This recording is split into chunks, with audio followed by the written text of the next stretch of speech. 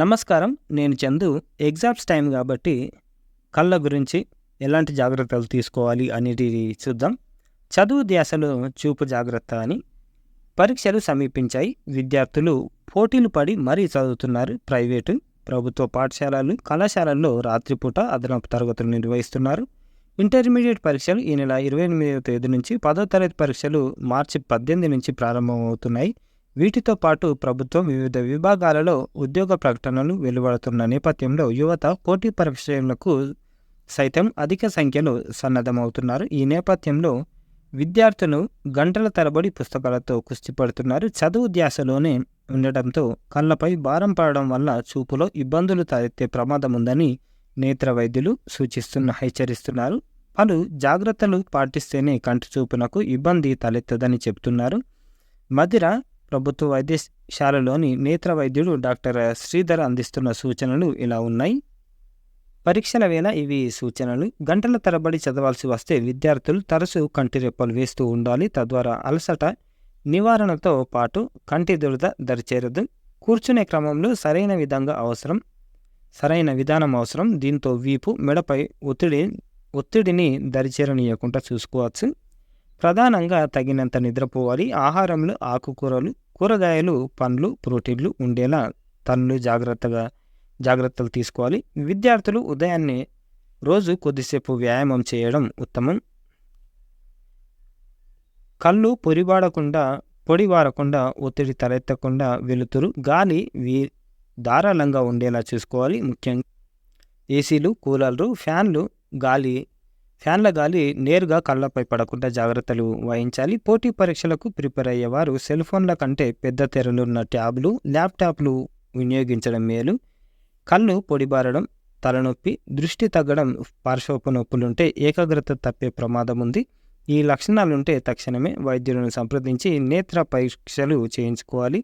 చదువుకునే సమయంలో తగినంత నీరు తీసుకోకపోతే మైగ్రేన్కు దారితీస్తుంది. ఎక్కువ కాంతి పడడం వల్ల కంటిపై ఒత్తిడి పెరిగి కళ్ళు పొడిబారడం వంటి సమస్యలు కూడా తలెత్తే ప్రమాదం ఉంది.